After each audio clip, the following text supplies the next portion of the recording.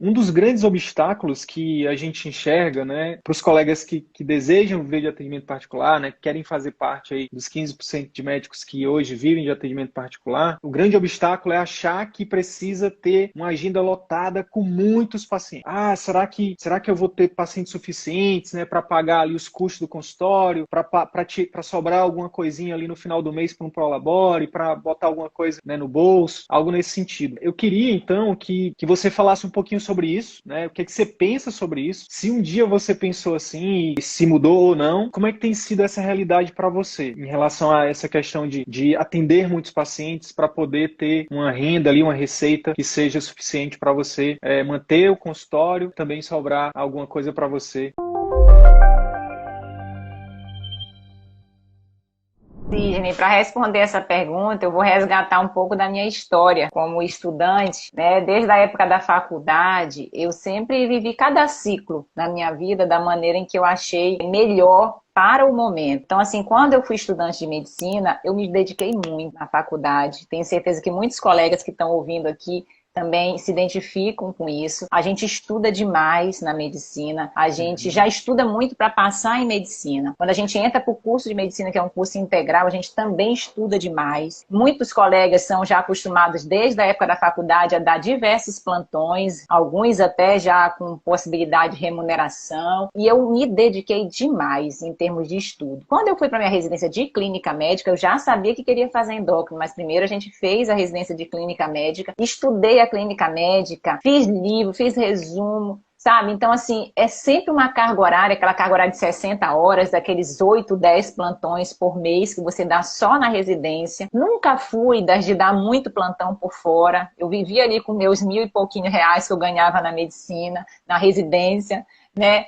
Vivi uma vida mais tranquila, mas assim, mais humilde, vamos colocar assim, que eu não era aquela residente que andava de carrão, não, ia a pé para o hospital, sabe? Mas assim, trazia o momento do estudo, o momento de estudar. E assim eu fiz na minha residência de clínica, fiz na minha residência de endócrino, e aí eu sempre procurei fazer esse menos, porém melhor, porque eu sempre pesei muito pela minha qualidade de vida. Eu vou te dizer que quando a gente entra para o curso de medicina, a gente já é muito acostumado a uma carga horária excessiva, todos os sentidos, né? A carga horária já é muito grande na faculdade, a gente ainda estuda muito por fora da faculdade, a gente é acostumado, eu brincar assim, a gente é acostumado no chicote mesmo, né? O médico, ele é acostumado no chicote, é acostumado a trabalhar, se dedicar muitas horas, dentro e fora da medicina. Essa questão do número de pacientes, eu vou te dizer que eu já atendi, Sidney, em outros carnavais, vamos colocar assim, clínicas populares, que eu já trabalhei em Belo Horizonte, para eu ter uma renda que me possibilitasse ter um estilo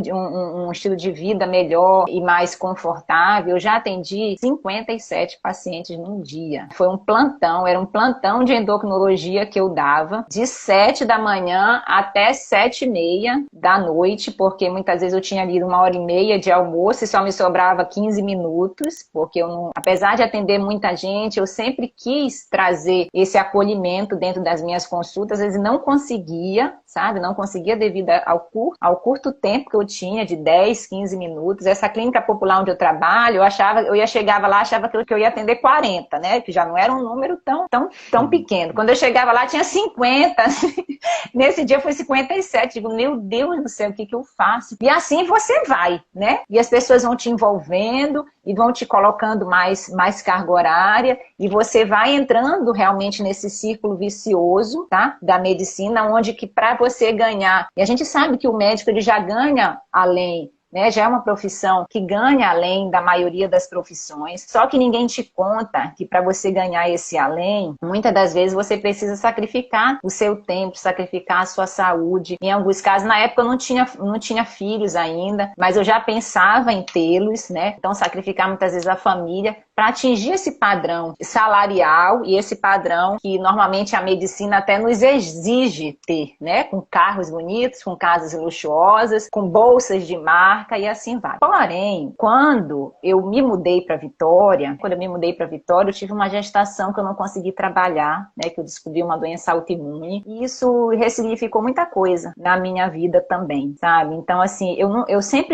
nunca fui dos excessos, mas depois que eu descobri a minha doença doença autoimune, eu trouxe isso para a minha vida como uma oportunidade de trabalhar qualidade de vida, de trabalhar a saúde, de poder passar para os meus pacientes aquilo que eu verdadeiramente vivia. Né? Eu não poderia, eu me sentia mal, sabe, de falar para os pacientes fazerem exercício e eu não fazer. Eu me sentia mal de falar para os pacientes tomarem um café da manhã bem montado e eu não fazer aquilo. Eu me sentia mal de dizer, olha, faça leia um livro e eu não lia, sabe? Então, assim, eu quis trazer o exemplo para os meus pacientes, então eu consegui, quando eu descobri essa minha doença autoimune, trazer mais essa qualidade de vida para o meu dia a dia e, consequentemente, para os meus pacientes. Aí eu posso contar já do consultório? Pode. Aí eu comecei aqui em Vitória, né, trabalhando em clínicas populares, igual o círculo vicioso que eu estava nos outros estados também. Trabalhando em clínicas populares.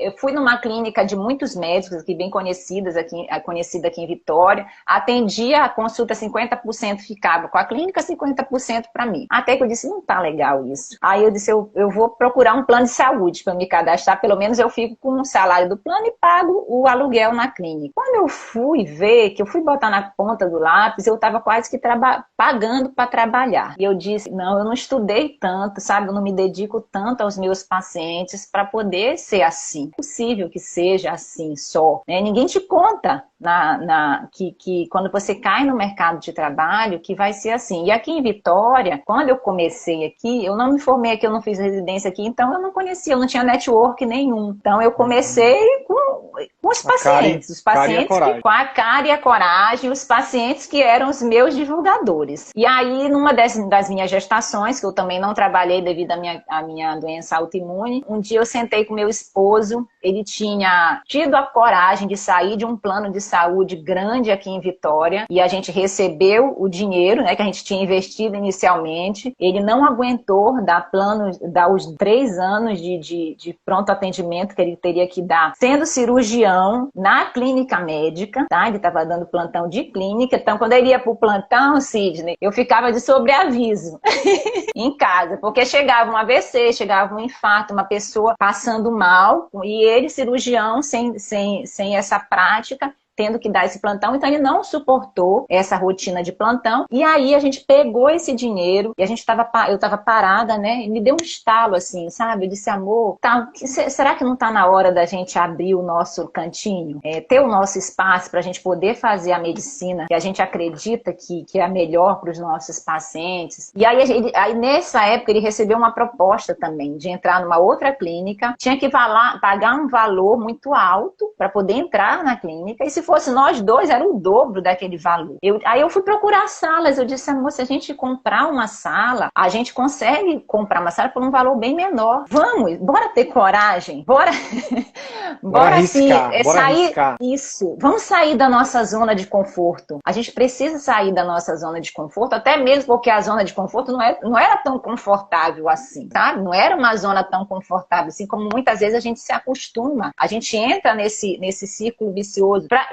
ganhar um pouco mais, mas trabalhar muito mais do que você não é valorizado nos locais que você trabalha. Sem qualidade, ouvindo reclamação. Sem ver resultado nos pacientes, porque é humanamente impossível. Isso, eu via reclamação dos meus pacientes, sabe, doutora, quando a gente entra aqui no consultório é uma maravilha, mas assim, eu quero reclamar disso, daquilo, do elevador, do lixo que não tá lá na clínica, e eu era incapaz, porque a clínica não era minha. Não tinha autonomia nenhuma. Então, assim, não tinha autonomia nenhuma. Então, nós arriscamos, investimos sim num consultório próprio. Todo dia, Sidney, todo dia que eu vou pro meu consultório, eu vou feliz da vida, sabe? Eu vou feliz da vida porque eu entro lá, eu me sinto bem, sabe? Não tem preço.